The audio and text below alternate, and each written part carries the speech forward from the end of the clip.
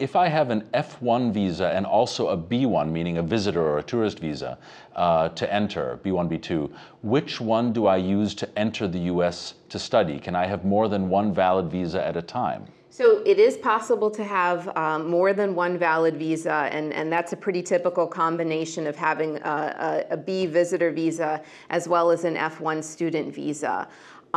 When your purpose of travel, though, to the United States is to study, you should be entering with the F-1 visa. So that's something you might want to make sure is happening at the port of entry, that they are, in fact, admitting you on the F-1 and you're presenting your I-20. So again, that's a good cue that your intent, of course, is to study in the United States.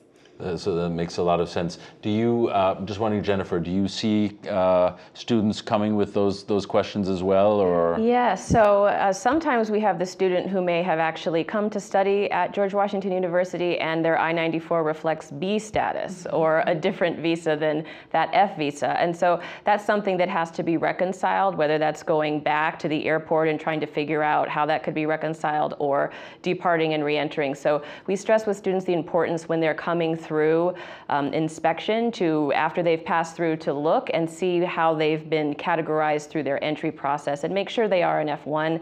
We check that as part of the check-in process that we mentioned earlier through that in-person and that document check so we can register the student in SEVIS. So it is very important, very, very important. Thank you, Jennifer. Twyla. Well, as Jennifer mentioned, as part of the check-in process, we're looking over those documents, making sure that everything is okay.